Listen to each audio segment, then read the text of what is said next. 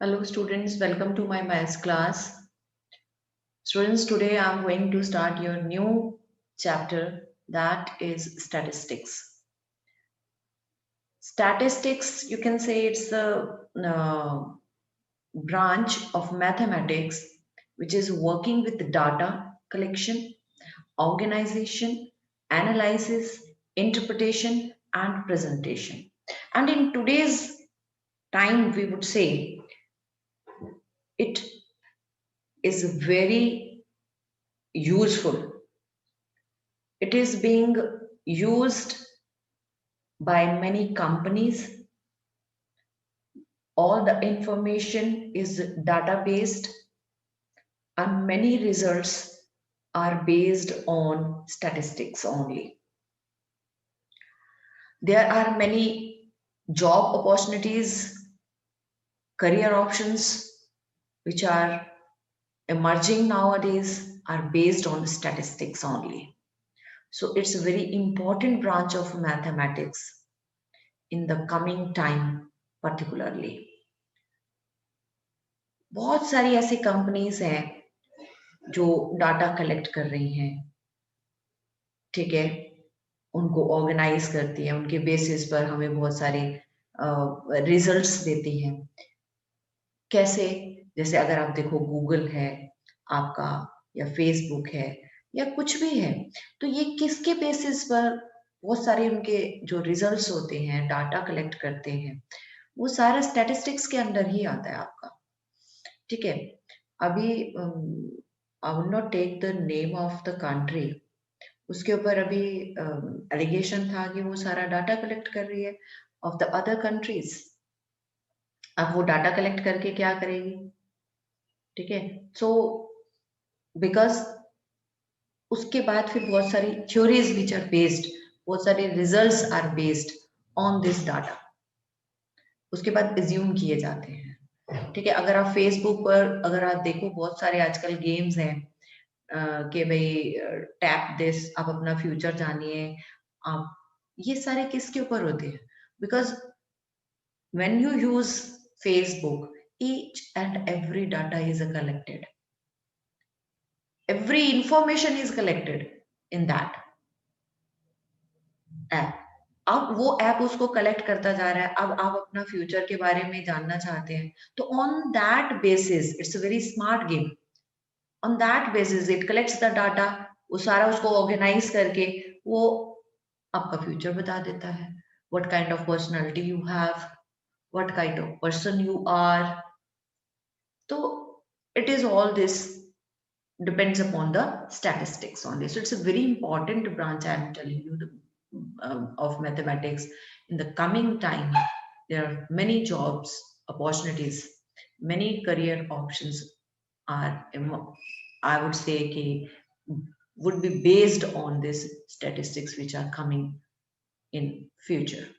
So let us see in our 11th class what we will study. ऐसा नहीं है कि हम अभी स्टैट्स के बारे में पढ़ रहे हैं, आपने 9th में भी पढ़ा है, आपने 10th में भी पढ़ा है, ठीक है, तो अभी हम इसके बारे में और पढ़ेंगे 11th में, और 11th में हम क्या पढ़ेंगे इसके बारे में। अब अगर हमें कोई डाटा गिवन है that is in the raw form, suppose karo, let us take one example. If you have been given the marks of maths test out of 20 of 2 sections, each section is comprising of 40 students, तो 80 students के marks हो गए आपके पास। एक section A है और एक section B है, तो you have been given marks out of 20। ठीक है, बहुत सारे मार्क्स हो जाएंगे आपके पास। ये तो अभी छोटा ही डाटा लिया मैंने, बहुत ही स्मॉल डाटा है, ठीक है, तो it's very complicated to handle if the data is given in a raw form. तो फिर हम क्या करते हैं, अभी मैंने आपको पहले ही बताया था, हम डाटा को कलेक्ट कर लिया, चलो हमने, फिर हम उसको ऑर्गेनाइज कर लेते हैं, उस डाटा को एनालाइज करते हैं, उसको हम उसकी एनालाइज करते हैं, फिर इंटरप्रिटेशन करते हैं। अब इसमें क्या किया हमने, इसको एनालाइज क्या किया हमने, क्या किया, हम उसका सेंट्रल टेंडेंसी निकाल लेते हैं। Central tendency you have learned कि अभी हम उसकी एक मिडिल सी वैल्यू निकाल लेते हैं। डाटा जो भी गिवन है, मान लो सेक्शन ए के 40 स्टूडेंट्स के आउट ऑफ 20 मार्क्स दिए हुए मैथ्स के, और सेक्शन बी के भी 40 स्टूडेंट्स हैं, उनके आउट ऑफ 20 हमें मार्क्स दिया। हम सेक्शन ए और सेक्शन बी का हमने अलग अलग उसका सेंट्रल जो है एक मिडिल वैल्यू, मतलब मिडिल मार्क्स जो है एक लगभग वो निकाल लिए हैं। अब उसके लिए कैसे निकाल सकते हैं? There are 3 different methods which you have already studied in your 10th class. हम मीन भी निकाल सकते हैं उसका, हम मॉड भी निकाल सकते हैं, हम मीडियन भी निकाल सकते हैं। तो mean, mode, median, you learned about these 3 methods in your 10th class. These are the measures of central tendency. ठीक है, कि जो भी आपका डाटा दिया हो उसकी सेंट्रल वैल्यू क्या है, ठीक है वो। लेकिन ये जो all these methods, whether it's mean or mode or median, these are giving us a rough idea where data points are centered. ये कोई एग्जैक्ट वैल्यू नहीं होती, ये हमें रफ सा आइडिया हमें दे देते हैं। ठीक है,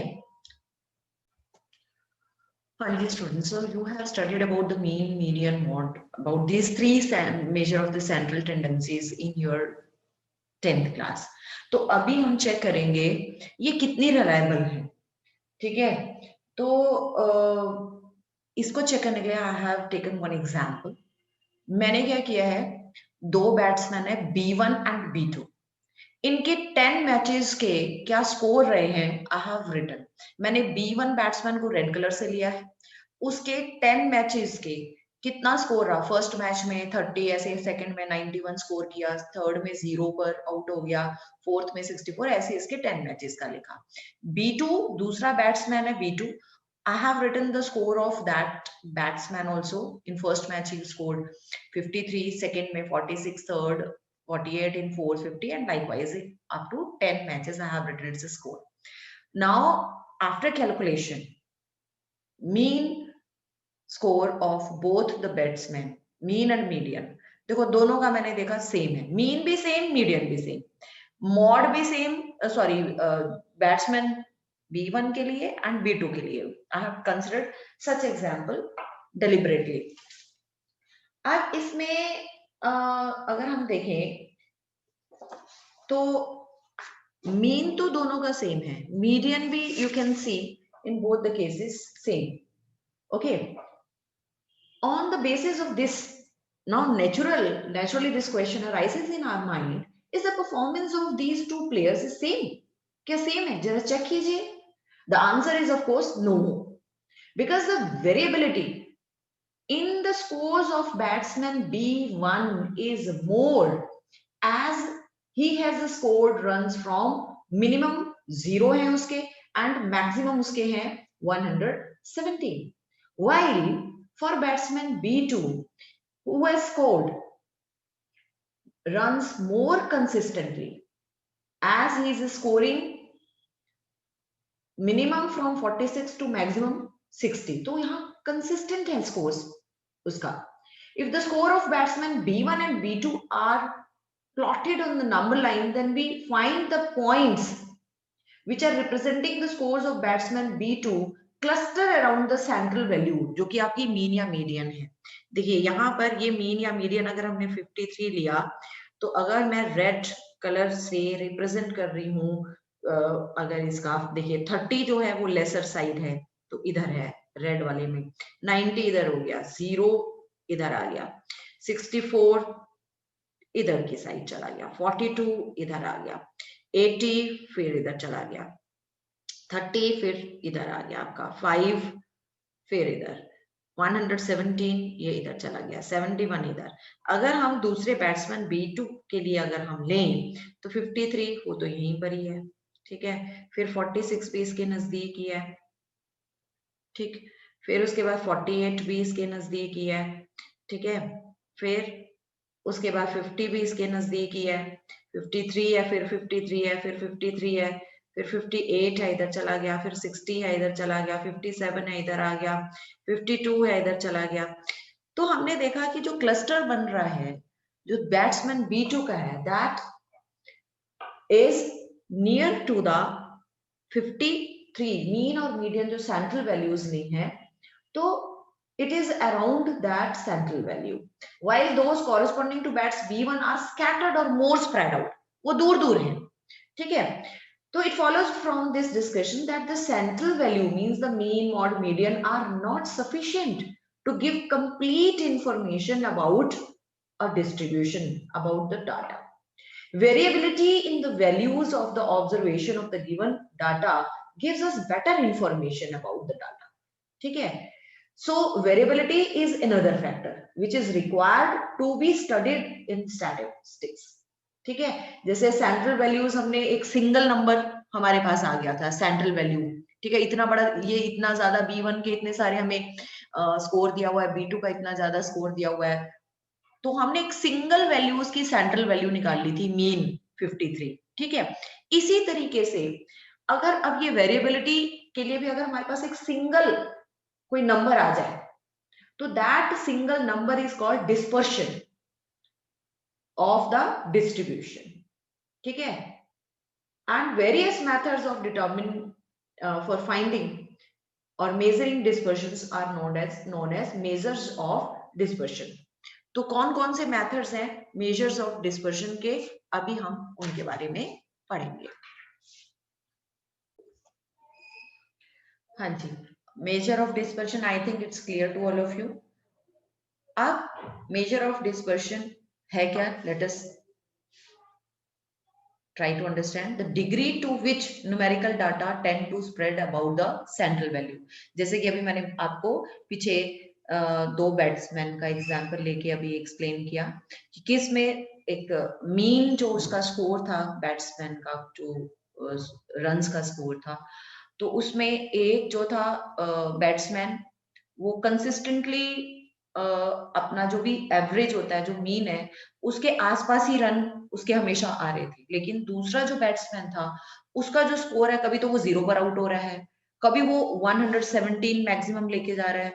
तो उसका जो सेंट्रल जो मीन आ रहा है, उससे उसका जो एक्चुअल स्कोर है वो उससे बहुत ज्यादा वेरी कर रहा है, ठीक है. जबकि जो बैट्समैन 2 था, B2, उसका जो स्कोर था, एक्चुअली जो उसका था स्कोर, वो उसका जो एवरेज स्कोर था, मीन स्कोर था, वो उसके नियर बाय ही हमेशा स्कैटर्ड, मतलब उसके अबाउट ही वो स्कैटर्ड था.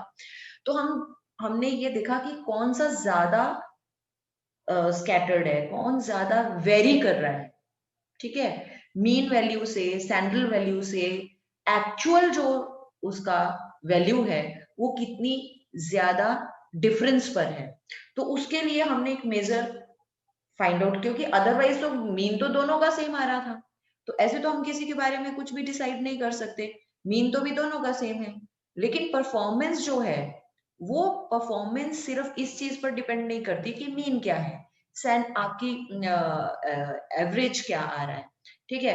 मैं अभी आपको एक एग्जांपल और अगर समझाने की कोशिश करूं कि अगर सपोज करो आपके पास दो क्लासेस हैं, ठीक है, दोनों में ना 20 स्टूडेंट्स हैं, इसमें भी 20 स्टूडेंट्स हैं, इसमें भी 20 स्टूडेंट्स हैं, सेक्शन ए और सेक्शन बी, और इसमें हमने मार्क्स आउट ऑफ 100 की बात कर रहे हैं. 10 स्टूडेंट्स के तो 0 मार्क्स आए और 10 स्टूडेंट्स के 100 मार्क्स आए, ठीक है. तो इसका एवरेज कितना हो गया? 50. अच्छा, इसमें क्या है, 20 के 20 स्टूडेंट्स के 50 मार्क्स आए, तो इसका एवरेज भी कितना हो गया? 50. तो अगर अगर कोई पूछे, हाँ भाई सेक्शन ए और सेक्शन बी का एवरेज क्या रहा, तो 50 रहा भाई दोनों का. यानी दोनों क्लासेस के स्टूडेंट्स क्या सेम है? नहीं. तो जो एक्चुअल जो कंडीशन होती है, जो scenario, the actual scenario that depends upon the variability, कहाँ वेरी कर रहा है, इधर ज्यादा वेरी कर रहा है, 0 कहाँ, मिनिमम 0, मैक्सिमम 100 जा रहा है, और ये 50, ठीक है. बिल्कुल वैसा, लगभग वही चीज जो मैंने बैट्समैन का एग्जांपल लेके आपको समझाने की कोशिश की है, वही है.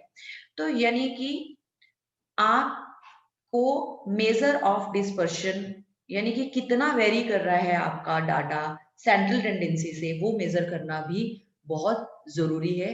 तभी आपको real picture of any given data you will come to know. अब इसके लिए कैसे पता करें भाई? What are the different methods to which are used to find the measures of dispersions?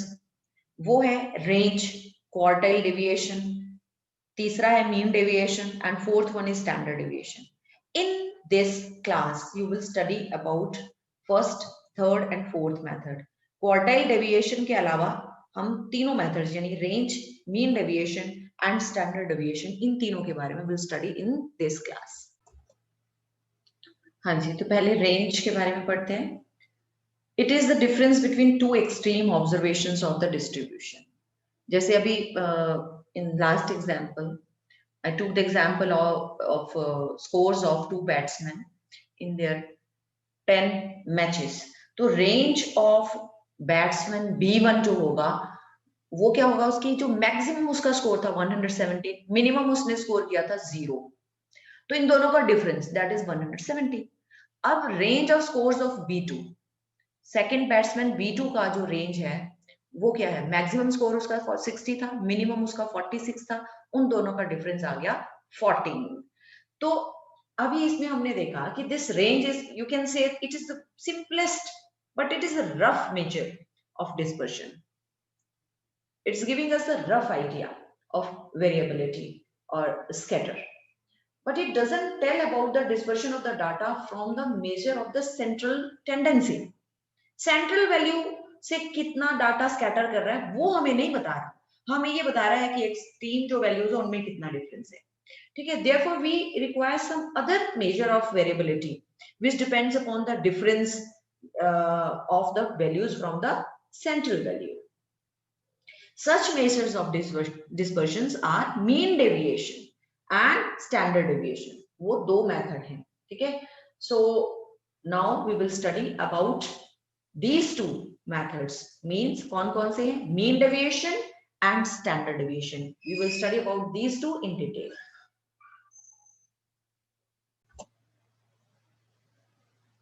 हाँ जी, चलिए हम समझने की कोशिश करते हैं मीन डेविएशन. पहले देखो, ये मैंने एक डाटा दिया है 5, 10, 15, 20 एंड 25. तो अगर आप इसका मीन निकालते हैं तो 5 प्लस 10 प्लस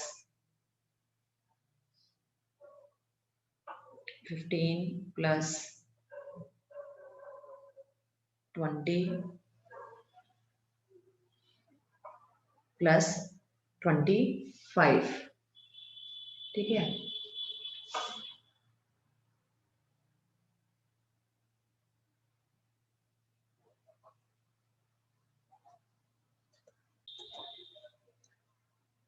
मीन निकाले बगैर वैसे बात कर रहे हैं. अगर हम इसका सेंट्रल वैल्यू देखें तो सेंट्रल वैल्यू हमारी चलिए 15 आ रही है इसकी. ठीक है, हमने इसका सेंट्रल वैल्यू 15 दी. अब अगर मैं देखूं तो ये वैल्यू सेंट्रल वैल्यू से 5 कम है. ठीक है, -5 है. और दूसरी वैल्यू वो इससे 10 लेसर है. और अगर इधर राइट साइड की वैल्यूज देखें, ये वैल्यू इससे +5 है एंड 25 जो है इससे +10 है. अगर मैं स्कैटर्ड वैल्यू का यहाँ पर मीन देखूं, ठीक है, स्कैटर्ड वैल्यू का मीन देखूं तो ये -10 +10 कैंसिल हो जाएगा तो 0 आया. तो मतलब कोई स्कैटर्डनेस नहीं है, जबकि स्कैटर्ड तो है. ये आप देखिए, हमारी मैंने सेंट्रल वैल्यू 15 को लिया, all these values are scattered. ये तो नहीं है कि सारी values 15 15, all these 5 values are not equal to 15. Scattered तो है ही अबाउट दिस सेंट्रल वैल्यू 15. तो फिर ये कैंसिल हो गई. क्यों? क्योंकि एक लेफ्ट साइड में थी स्कैटर्ड, राइट साइड में स्कैटर्ड थी. तो अगर हम चाहते हैं कि कैंसिल ना हो तो हमें इनका जो साइन है वो हटाना पड़ेगा. और साइन हटाने का एक ही तरीका, take the absolute values. Take the absolute values. अगर आपने इसको a माना है, ये आपका x1 है, ये x2 है, तो आप क्या कीजिए, ये xi's हो गई, ये वैल्यूज आपकी xi's हो गई, xi. तो आप ना xi में से आप अपना मीन माइनस कीजिए, सेंट्रल वैल्यू माइनस कीजिए, और you take the absolute value. We need to take the absolute value of that. Modulus उसका लेना पड़ेगा आपको. ठीक है, विल टेक. ठीक है, आप कितनी वैल्यूज हैं, जितने भी आपके नंबर्स हैं, आप उन सब का एब्सोल्यूट वैल्यू लीजिए. ठीक, उन सब का एब्सोल्यूट वैल्यू लेके डिवाइड कितने नंबर्स हैं वो, ठीक है, उन सब का सबमिशन कर लीजिए. i = 1 to n. ये आपका mean deviation about any central value, जो भी आपने यहाँ पर मान लो मीन लेना है तो यहाँ पर ए की जगह मीन आ जाएगा, ठीक है। तो अगर ये ऐसे हो जाएगा X I minus mean, okay, upon N. और अगर आपको यहाँ पर मीन नहीं सेंट्रल वैल्यू आप लेना चाहते हैं मीडियन, तो x bar will be replaced by the median, okay. हाँ जी स्टूडेंट्स, तो अब एक्चुअली मीन डेविएशन के दो टाइप्स के हमारे पास यहाँ पर क्वेश्चंस हैं। एक है mean deviation about mean and the other one is the mean deviation about median. तो इन एक्सरसाइज year 6 this 15.1 एक्सरसाइज में मीन डेविएशन अबाउट मीन के there are 6 questions and 6 questions are based on mean deviation about median, ठीक है। तो हम पहले mean deviation about mean के questions करेंगे, फर्स्ट जो भी आपके ये 6 क्वेश्चंस होंगे।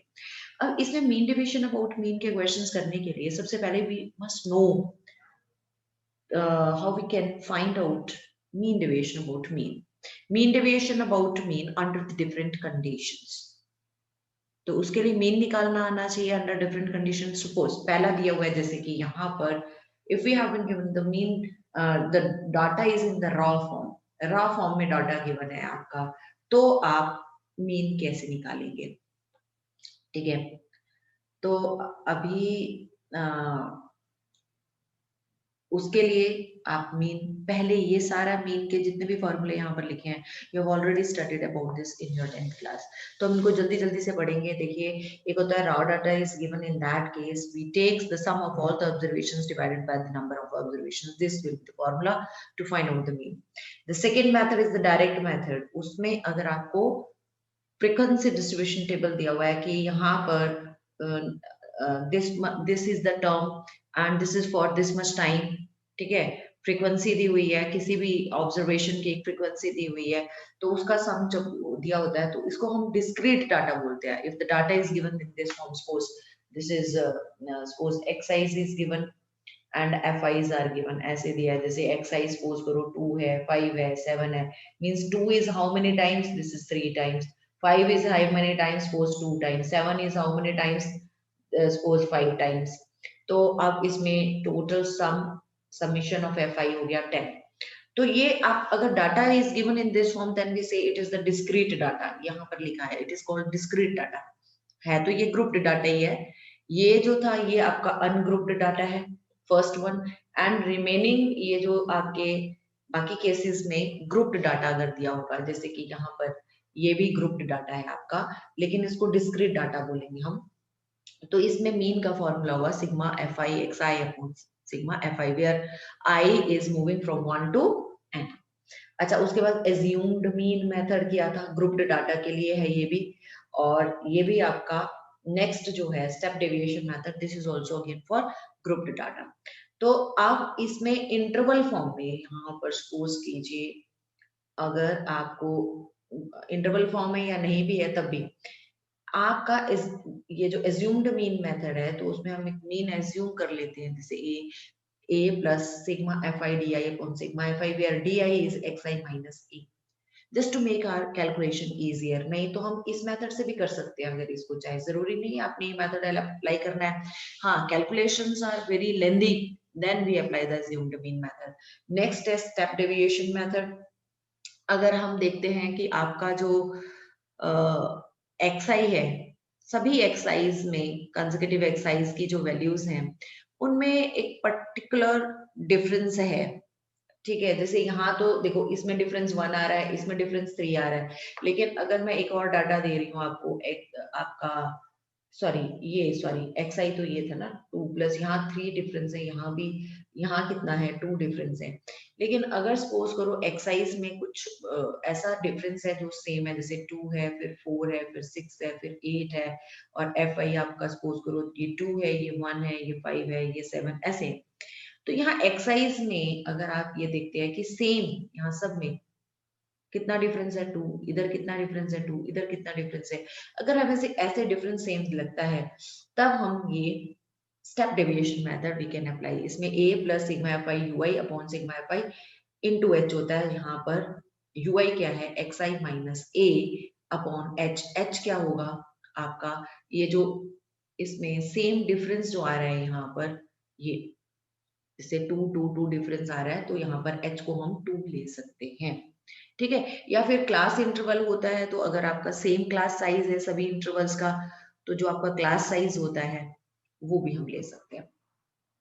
अब मीन डेविएशन अबाउट मीन, तो सबसे पहला काम है, अगर मीन डेविएशन निकाला किसके अबाउट, मीन के अबाउट निकाला, यानी आपने सेंट्रल वैल्यू जो लिया, आपने central value have taken mean, और उस मीन के अबाउट अगर अगर आप मीन डेविएशन कर रहे हैं calculate, then in that case आपका जो भी मीन निकलेगा किसी भी मेथड से, जिस भी मेथड से आप निकाल रहे हैं मीन, पहले तो वो मीन निकालना है, फिर उस मीन को आपने हर वैल्यू में से माइनस करना है, जितना भी डाटा दिया है हर ऑब्जर्वेशन में से उस मीन को माइनस करना है, फिर उसका एब्सोल्यूट वैल्यू लेना है, फिर उसका सम निकालना है, then divided by n if it is ungrouped data. लेकिन अगर ग्रुप्ड डाटा है, फ्रीक्वेंसी दिया हुआ है, तो पहले आप xi माइनस एक्स बार का एब्सोल्यूट वैल्यू लेकर उसको फिर fi से मल्टीप्लाई कीजिए, उसका जो करस्पॉन्डिंग फ्रीक्वेंसी है उसके साथ मल्टीप्लाई कीजिए, and divided by sigma fi, sum of all the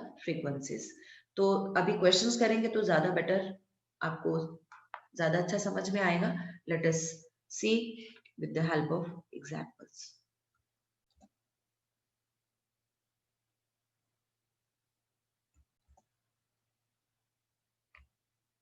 हाँ जी, देखिए question number 1 of exercise 15.1, find the mean deviation about the mean for the data. ये आपका डाटा कौन सी फॉर्म में है, अनग्रुप्ड डाटा है ये आपका, ठीक है, रॉ डाटा गिवन है यहाँ पर।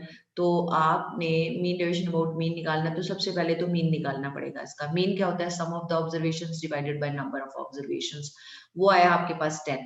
अब आपको मीन डेविएशन अबाउट मीन निकालना है, यानी कि जो आपका मीन आया है ये 10, हमें ये जो आपकी वैल्यूज दी हुई हैं डाटा की, इसमें से सब में से मीन को माइनस करना है, लेकिन आपने साइन नहीं लगाना, प्लस माइनस नहीं, एब्सोल्यूट वैल्यू, यानी हमेशा प्लस ही लेना है।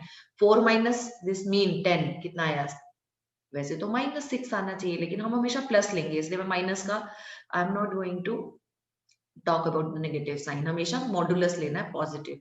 अच्छा, उसके बाद 7 minus 10 3, 8 minus 10 2, 9 minus 10 1, 10 minus 10 0, 12 minus 10 2, 13 minus 10 3, 17 minus 10 7, यानी कि ये जो मीन आपका निकला सब में से माइनस करके अब इसका आप सम ले लीजिए 24। तो आपका मीन डेविएशन अबाउट मीन का फॉर्मूला होता है summation of modulus of X I minus X bar divided by N, जो कि आपके पास समीशन जो आया है, यानी सम ये जो आया है टोटल मीन में X I minus X bar modulus values का सबमिशन हुआ है 24 divided by what is the number of observations, total कितनी है, ये ऑब्जर्वेशंस 8 है, तो divided by 8, so this is 3, mean division about mean ये is 3 here. Now come to question number 2, वो भी बिल्कुल ऐसे ही है, सेम है, I have explained you can see it, you can check it yourself, same है, बस कैलकुलेशन आप चेक कर सकते हैं, बिल्कुल वैसे ही किया ना। अभी तो ये अनग्रुप्ड डाटा के लिए था, अगर डाटा ग्रुप्ड फॉर्म में अगर डाटा है, क्वेश्चन नंबर 5 एक्सरसाइज 15.1 का है, मीन डिवीजन अबाउट मीन का ही क्वेश्चन है।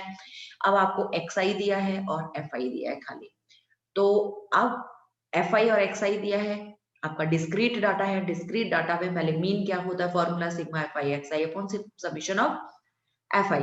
तो सबसे पहले आप समीशन ऑफ fi किया, यहाँ पर 25 आया, fi xi को मल्टीप्लाई किया इसमें, ठीक है, देख लीजिए, इसका सम किया, तो summation of F I X I आपके पास 350 divided by summation of F I 25 आया, इससे आया, कैलकुलेट किया, मीन आया 14। अब आप मीन को एक्स आई में से माइनस करना है, पहले एक्स आई माइनस मीन, यानी 5 माइनस 14 +9 लिखूंगी क्योंकि मॉडुलस ले रही हूँ, absolute value 10 minus 14 4, 15 minus 14 1, 20 minus 14 6, 25 minus 14 is 11। क्योंकि यहाँ फ्रीक्वेंसी भी है, तो जो भी आपका X I minus X bar आया है और उसको we have to multiply it with the corresponding value of the frequencies, 9 into 763, 4 into 4 16, 6 into 1 6, तो ये आपके पास 158 आया। तो मीन डेविएशन अबाउट मीन, क्योंकि यहाँ पर फ्रीक्वेंसी भी था, तो ये summation of F I modulus of X I minus X bar divided by summation of F I. अच्छा, ये आ गया आपके पास। Actually I want to make my calculations easier. ये डिवाइड करने के बजाय मैंने इसको ना 4 से मल्टीप्लाई कर दिया यहाँ पर डिनोमिनेटर को, just to get 100 in the denominator, ताकि कैलकुलेशन इजी हो जाए। डिवीजन से इजी होता है मल्टीप्लिकेशन, तो इसलिए किया है। यहाँ पर ये आपका 6.32 आ गया है। So this question is also done. हाँ जी, question number 6 is also of the same type. इसमें आपको यहाँ पर एक्स आई एफ आई यानी discrete data is given, like as we have done the previous question, likewise this question will be solved. आप इसको बस, यहाँ पर हमने ये देखा कि अगर एफ आई एक्स आई की कैलकुलेशन है वो थोड़ा लेंदी हो रही थी, तो हमने इसको मीन को स्टेप डेविएशन मेथड से करने की कोशिश की। मैंने यहाँ पर एक्स आई में एक वैल्यू चूज किया 50, इसको मैंने ए मान लिया, एज्यूम्ड मीन यहाँ पर ले लिया मैंने। And because I can see इनमें जो डिफरेंस है एक्स आई में, यहाँ पर कितना है 20, 30 और 50 में कितना डिफरेंस है 20, 50 एंड 70 में कितना डिफरेंस है 20, 70 एंड 90 में कितना डिफरेंस है 20। तो मैंने क्या किया, ये 20 को मैंने h मान लिया। ठीक है, 20 को मैंने h मान लिया। तो अब मैं you I X I minus A upon H, यहाँ इसके सामने अगर ये आपका डिफरेंस सेम है ना, ये सब में ये आपका सेम डिफरेंस आ रहा है, तो आप डायरेक्टली इसके सामने 0, यहाँ -1 -2 और इधर +1 +2 डायरेक्टली करेंगे तब भी आ जाएगा। लेकिन ये आया कैसे, लेट अस सी। देखो एक्स आई यहाँ पर है 10, ठीक है, तो यहाँ आ गया जी आपका 10 माइनस ए कितना है यहाँ पर, मैंने अभी जो एज्यूम मीन किया है वो 50 अपॉन एच कितना है, कंसेक्यूटिव एक्स आई वैल्यूज में डिफरेंस कितना है, दैट इज 20। तो ये आ गया -40/20, you can see it is sorry +20 है, ये यहाँ पर +20 है, तो ये आ गया -2। अदरवाइज भी देखो मैंने आपको जो डायरेक्ट मेथड बताया वो कितना आया, यहाँ पर -2 ही है ये वैसे भी। ठीक है, तो करने का तरीका डायरेक्ट करने का, इसके सामने 0 लिखे, यहाँ ऊपर -1 -2 कैलकुलेट करके देख लीजिए, कहीं आपका गलत ना हो जाए, नीचे +1 1 2। अब एफ आई यू आई को मल्टीप्लाई कीजिए। अब calculation you got this smaller value, the calculation will become easier। 4 into -2 and this FIUI आपका आ गया, माइनस वाली वैल्यूज को भी have added, -32 आया and this is +32। -32 +32 को if we added then we got 0, so summation of FIUI 0 आ गया। अब XI अच्छा पहले मीन निकाल लेते हैं। Mean is by using the step deviation method a plus sigma FIUI upon sigma FI into h हमने 20 लिया था, we put the values a हमने 50 लिया, sigma FIUI 0 आया हमारा, so we got the mean 50। ठीक है, मीन आ गया, मीन डिवीजन अबाउट मीन, तो पहले फॉर्मूला लिख लीजिए ताकि बाद में उसको करने में हमें इजी रहेगा। ठीक है, तो इसमें जो पहले हमारा मीन निकला है, हम we will subtract the mean from every x i, हर ऑब्जर्वेशन में से एक्स आई मीन को माइनस करेंगे। तो 10 - 40 सॉरी 10 - 50, मीन 50 है, 10 - 50 -40, लेकिन हम एब्सोल्यूट वैल्यू लेंगे तो +40। 30 - 50 20, 50 - 50 0, 70 - 50 20, 90 - 50 40 आया ये। Because f i frequencies are given, तो फ्रीक्वेंसी से मल्टीप्लाई करना है, कॉरस्पॉन्डिंग फ्रीक्वेंसी से मल्टीप्लाई करेंगे। देखिए 4 × 40 160 आ गया, फिर 24 × 20 दैट इज 480 ये आया। ठीक है, उसके बाद 28 × 0 0, we got it। now we added this is 1280, तो यहाँ we put it in the formula divided by summation of fi, that is 80, we got this mean deviation about mean, that is 16। okay, now come to next question number 9 I have taken because it is again mean deviation about mean ही निकालना है इसमें। तो देखिए इसमें कैसे किया है हमने, यहाँ पर इंटरवल फॉर्म में किया, ये group data but in the interval form. तो यहाँ एक्सरसाइज नहीं गिवन है, तो first of all we need to find out the exercise by taking the class marks of every interval. Class mark का क्या मतलब होता है, lower limit plus upper limit divided by 2, just to get the central value of this, and that will be considered as our observation xi। ठीक है, क्योंकि xi नहीं दिया था, पिछले जो क्वेश्चन थे उनमें xi वर गिवन। ठीक है, तो यहाँ हमने xi खुद कैलकुलेट किया है। एक्साइज का मतलब क्लास मार्क। क्लास मार्क कैसे निकलता है जी आपका? क्लास मार्क का मतलब होता है एक्सआई, और वो हम कैसे निकालते हैं? Lower limit, lower limit plus upper limit divided by 2। ठीक है, तो जैसे कि यहाँ पर आपका लोअर लिमिट 0 है, अपर लिमिट 50 है, lower limit plus upper limit divided by 2 तो आ गया 50। यहाँ लोअर लिमिट 100 है, यहाँ अपर लिमिट 200 है, तो 300 हो गया sum divided by 2 that is 150। So we got these values.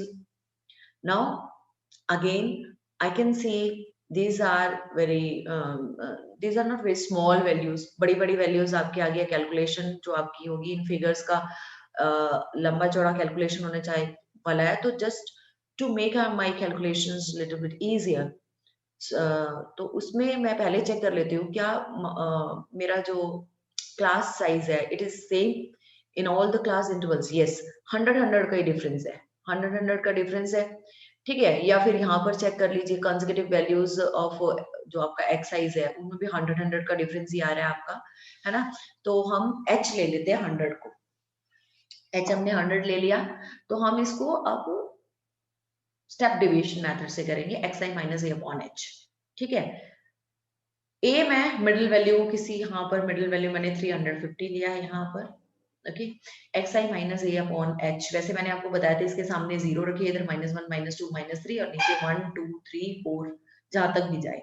ठीक है, अब कैलकुलेट करके आप इसको देख सकते हैं। चलिए हम एक को करके देख लेते हैं। सबसे पहले वाले में X I minus A upon H में कैलकुलेट कर लेती हूँ। यहाँ पर एक्स आई कितना था 50 है, माइनस ए क्या है हमारा, ये 350 है, अपॉन एच, एच है आपका क्लास साइज कह लीजिए आपका, this is -300 upon 100 that is -3 आया यहाँ पर, आप देख लीजिए दिस इज -3। फिर ये डायरेक्ट हो गया, ui आ गया, fi ui कैलकुलेट कीजिए, fi ui 4 into -3 -12 लिख लिया, 8 into -2 -16 likewise others also।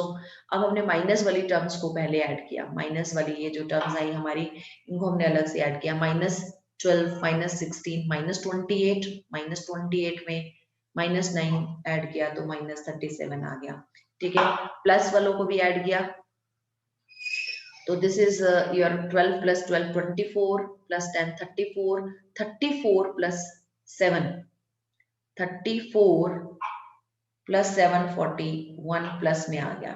सो अब जब हम इनको ऐड करते हैं प्लस 47 41 माइनस 37 दिस इज +4, तो आप देखिए यहाँ पर +4 ही लिखा हुआ है।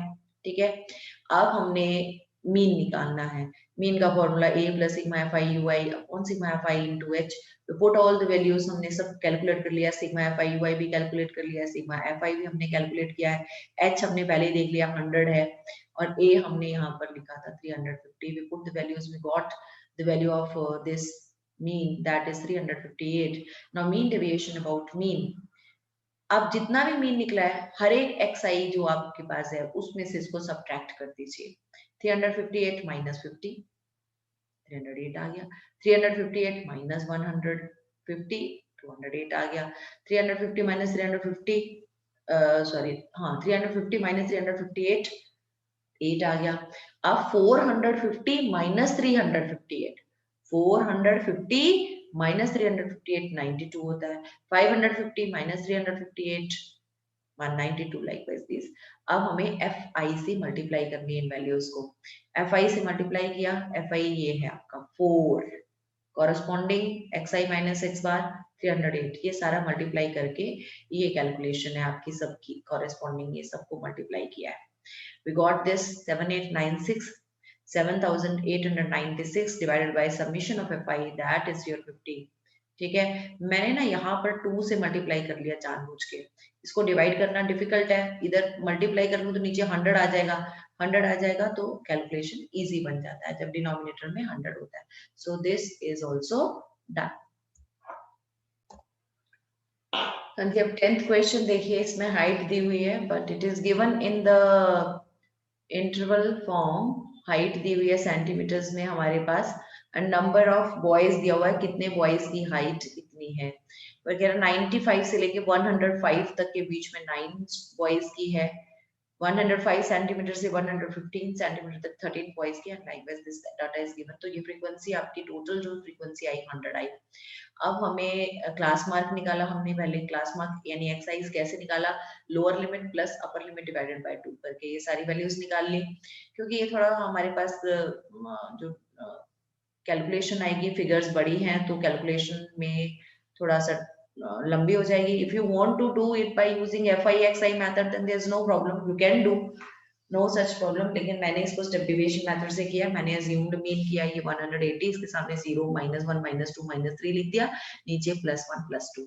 फिर मैंने FI UI किया, इसको FI माना, UI से मल्टीप्लाई करके ये नेगेटिव वैल्यूज हैं और ये पॉजिटिव वैल्यूज हैं, ठीक है। और इस ये इधर इनको पॉजिटिव वाली नेगेटिव वैल्यूज को अलग से ऐड किया, पॉजिटिव वैल्यूज को अलग से ऐड किया, फिर इन दोनों को आपस में ऐड किया, देन आई गॉट -47। अब मेरा जो मीन आया है इस मेथड से A plus sigma F I Y अपन sigma F I into H, A मैंने 130 लिया था यहाँ पर, ये 130 है। Sigma F I U I ये आपके पास -47 आया है, divided by sigma F I that is 100 into H, H है इनमें डिफरेंस कितना है, क्लास साइज कितना है दैट इज 10। तो आई गॉट दिस आंसर 125.3। अब ये डेसिमल में आया है, आपको ध्यान रखना पड़ेगा, थोड़ा सा कैलकुलेशन ऐसे ही बन गया। अब हमने जो xi है यानी 100 माइनस 125.3 इसमें से माइनस करा तो ये हमारा 25.3 पॉजिटिव आएगा क्योंकि मॉडुलस है। तो ये सब्ट्रैक्ट करके ये हमारे पास वैल्यूज आई है। अब क्योंकि ये फ्रीक्वेंसी यहाँ पर है हमारे पास, तो फ्रीक्वेंसी से मल्टीप्लाई किया, उसके बाद ये आया। कैलकुलेशन थोड़ी लंबी है इसमें, हर वैल्यू को कॉरेस्पॉन्डिंग FI से हमने मल्टीप्लाई किया, देखिए यहाँ पर, ठीक है। इसका सम आया यहाँ पर 1128.8, ठीक है। तो हमने इसको 1128.8 डिवाइडेड बाय 100, क्योंकि सिग्मा FI 100 है, ये किया तो आपके पास ये आ गया। अब इसके बाद मीन डेविएशन अबाउट मीडियन के क्वेश्चंस है, but before that let us try to see what are the formulae to find out the median under the different conditions, raw data के लिए, group data के लिए, ungrouped data के लिए क्या methods हैं आपके mean median निकालने के। पहले वो देखेंगे, उसके बाद इसके questions करेंगे। हाँ जी, अब है मीडियन निकालने के पहले तो मेथड देखिए। मीडियन का मतलब होता है सेंट्रल वैल्यू, तो इसके लिए we need to first of all arrange if the data is given in the raw data is given, in that case first of all we arrange all the values of the given data in either in the ascending or in the descending order। फिर उसका जो central value होगा that is our median. देखिए अब जैसे पहले अगर आपके पास कोई भी डाटा गिवन है, मैंने सपोज करो 5, यहाँ मेरे पास डाटा है 5 है, 3 है, 6 है, 2 है, 1 है, ठीक है। ये डाटा मेरे पास गिवन है, तो सबसे पहले मैं इसको असेंडिंग ऑर्डर में लिखूंगी 1 2 3 5 6, ये हो गया, ठीक है। तो अब इसका जो सेंट्रल वैल्यू है, middle value means that is your median. देखो इसमें ना बड़ा आसान था कि ये चेक करना भी एक ही मिडिल वैल्यू आ रही है आपके पास, ठीक है, क्योंकि ये ऑड नंबर ऑफ टर्म्स थी 1 2 3 4 5, नंबर ऑफ टर्म्स ऑड थी। तो हम अगर देखें नंबर ऑफ टर्म्स ये फर्स्ट थी, अभी अब मैं और डाटा ले लेती हूँ, जैसे असेंडिंग ऑर्डर में लिखा हुआ मान लो 5 है, 7 13 20 37, ठीक है। तो इसमें 13 this is your median, okay. अब ये थर्ड नंबर पर है क्योंकि नंबर ऑफ टर्म्स कितनी है इसमें 5, ऑड है, तो नंबर ऑफ टर्म्स जब ऑड होती है यानी n इज योर ऑड, तो मीडियन क्या होता है, मिडिल वैल्यू कैसे निकलेगी। अब जैसे n यहाँ पर 5 था, तो मिडिल आपका मीडियन थर्ड टर्म है जो कि n+1/2th टर्म, यानी कि 5+1/2, 5+1 6, 6 का हाफ कितना हो गया 3, थर्ड टर्म, यानी ये फर्स्ट थी, ये सेकंड, ये थर्ड, थर्ड टर्म आपकी मीडियन आ गई।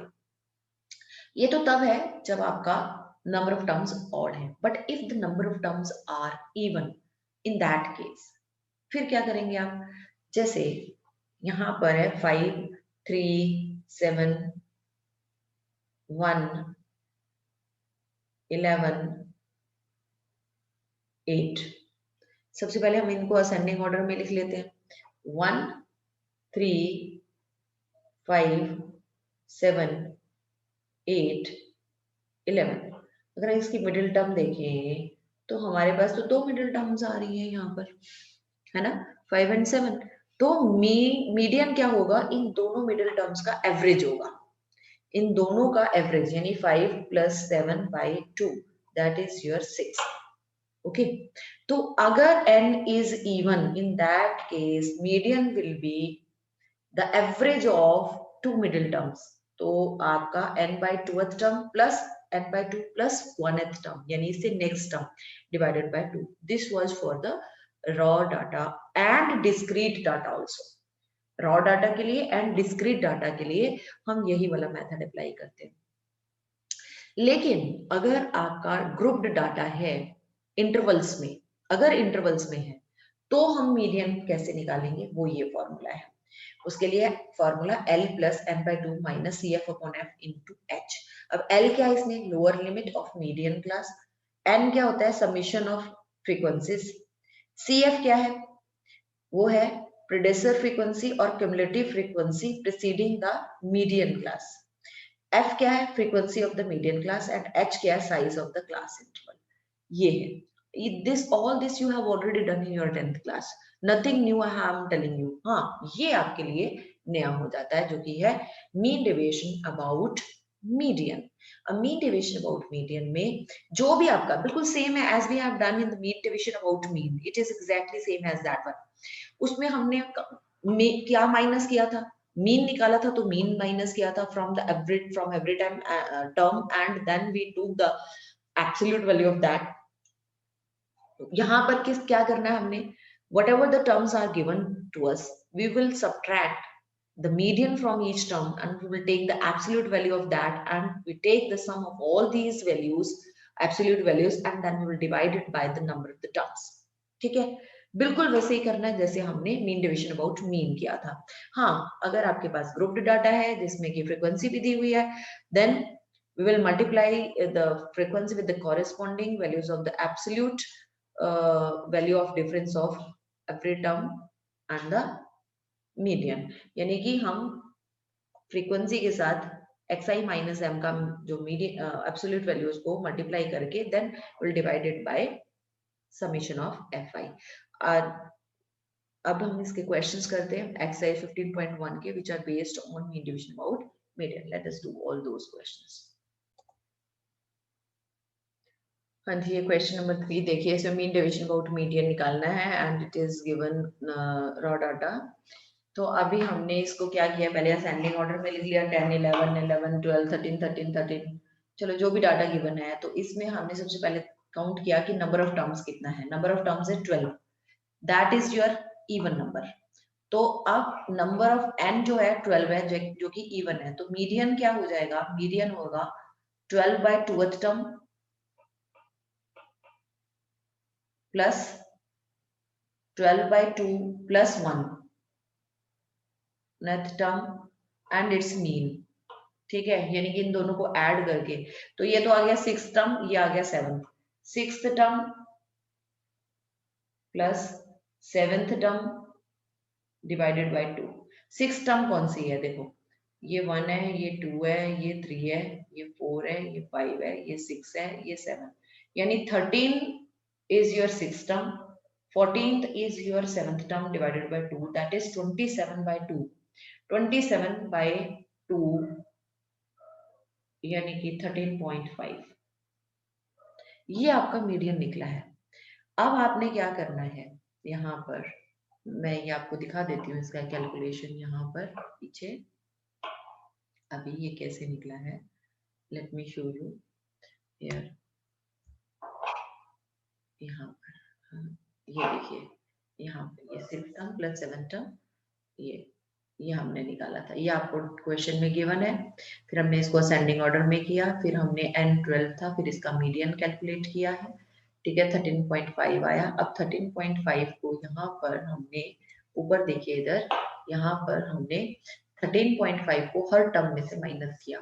13.5 - 10 3.5, 13.5 minus 11, 13.5 minus 11, 13.5 minus 12, फिर 13.5 माइनस 13, 13.5 माइनस 13, 13.5 माइनस 14, वैसे तो माइनस 0.5 आना चाहिए, लेकिन क्योंकि यहाँ पर एब्सोल्यूट है इसलिए और प्लस माइनस का कोई चक्कर ही नहीं है, ठीक है। ये सब आया, इसको ऐड किया 28, तो अब हमारा ये मीन डिवीजन अबाउट मीडियन, हमने इसका सबमिशन किया, submission divided by total number of terms जो कि 12 थी। This is your answer.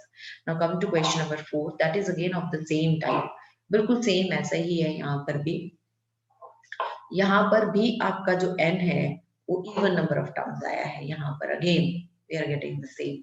यहाँ पर आपके 10 टर्म्स हैं, तो 5th term plus 6 term by 2, तो 1 2 3 4, 1 2 3 4 5, 5th टर्म 46 है, 6th टर्म 49 है, 46 प्लस 49 बाय 2 दैट इज 47.5, 47.5 हमने सब में से माइनस किया है, ठीक है।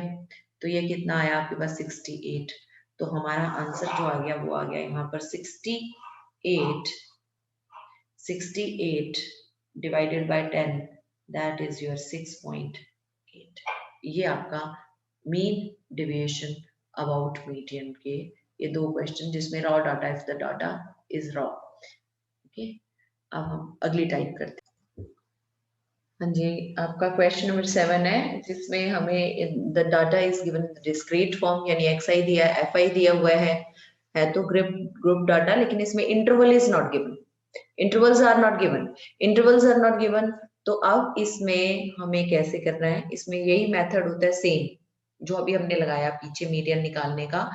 अगर ऑड नंबर ऑफ टर्म्स हैं तो आपका n+1/2th टर्म, ओके। अगर आपके पास इवन नंबर ऑफ टर्म्स है तो हमने क्या किया था, मिडिल टर्म यानी कि n/2th term plus next term divided by 2, average लेंगे उन दोनों का। तो अभी यहाँ पर देखते हैं कि इस पर्टिकुलर क्वेश्चन में, in this particular question what is here, excise दिए हुए हैं, एफआईज दिए हैं। सबसे पहले हमने सीएफ निकालना है। क्या तरीका होता है, सबसे पहले सीएफ कैलकुलेट करना है, okay.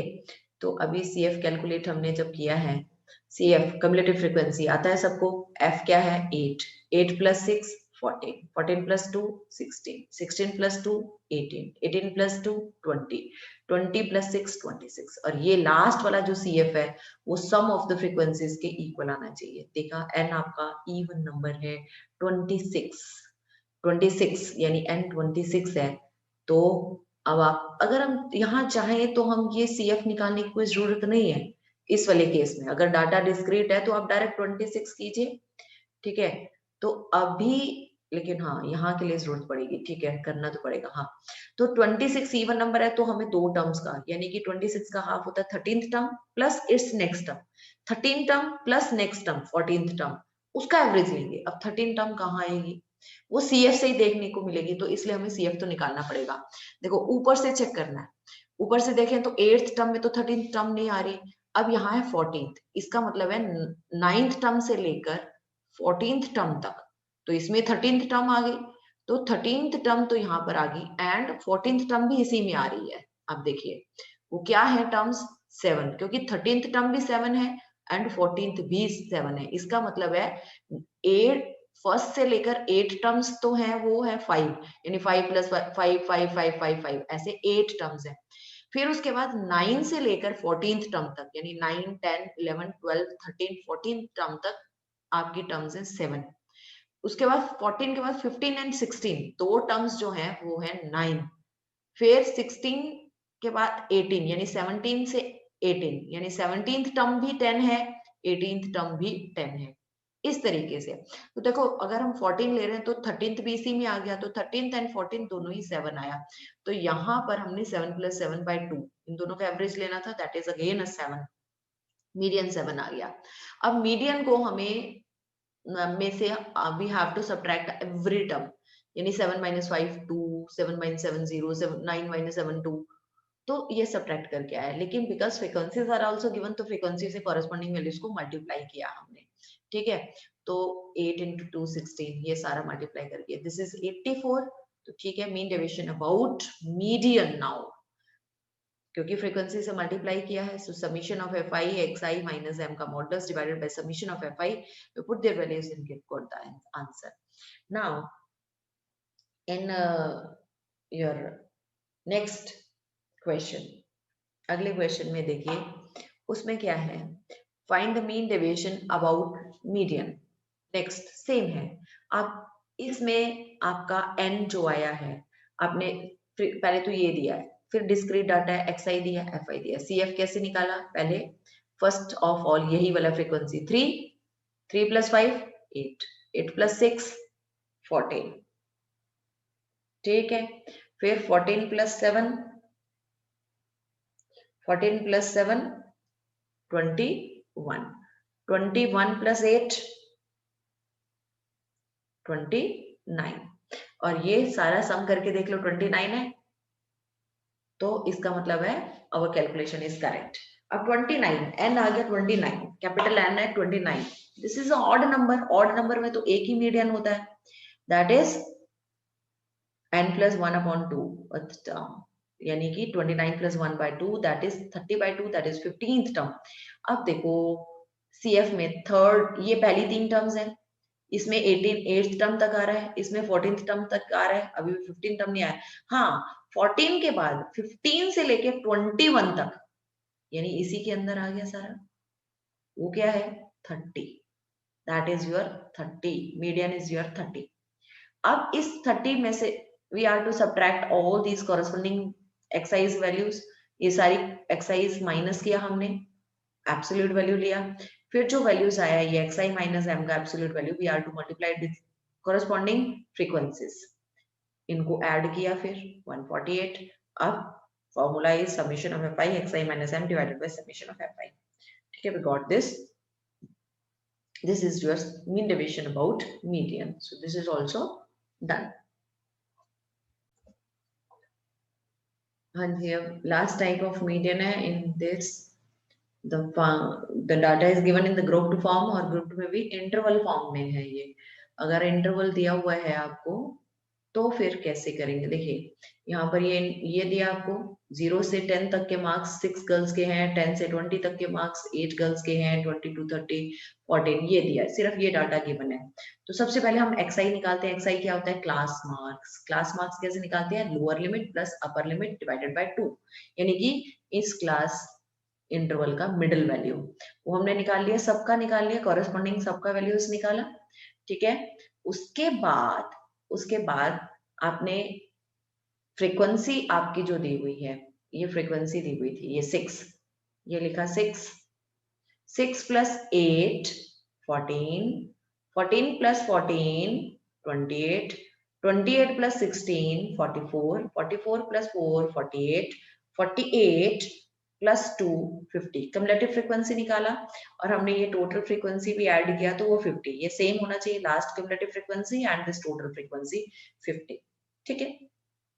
Up because it is the group data in which intervals are given, therefore formula of the median will be applied, that is L plus n/2 minus CF on F into H. अब L क्या होता है इसमें? सबसे पहले आपका median class कौन सा है? मीडियन क्लास देखने के लिए n जो भी n है उसका n/2 25 कर दिया हमने. अब हम क्यूमुलेटिव फ्रीक्वेंसी में देखेंगे कहां पर आता है. 6 में भी नहीं है, 14 में भी नहीं, 28 के अंदर 25 लाइज है, तो we will highlight it. This is our median class.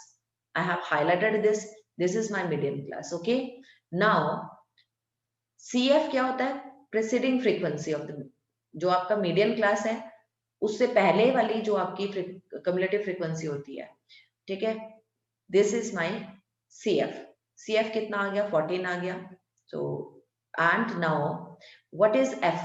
Frequency वही same, जो आपका मीडियन क्लास है उसी की फ्रीक्वेंसी. L होता है lower limit of this median class. Lower limit is 20. So we will put the values of all this. L का value 20 आया आपका, L ये रहा. n/2 हमने कैलकुलेट किया है, 25 आया है. ठीक है जी. माइनस CF अभी हमने देखा, जो भी क्यूमुलेटिव फ्रीक्वेंसी हाईलाइटेड, ये जो आपकी मीडियन क्लास है उससे पहले वाली preceding one, that is 14 upon F is this into h. h is the class size. class size आप देख सकते हैं कितना है, 10 है. तो we put the value, we got the value of median, that is 195/7. देखिए ये आपका 190/7, because in the denominator it is 7.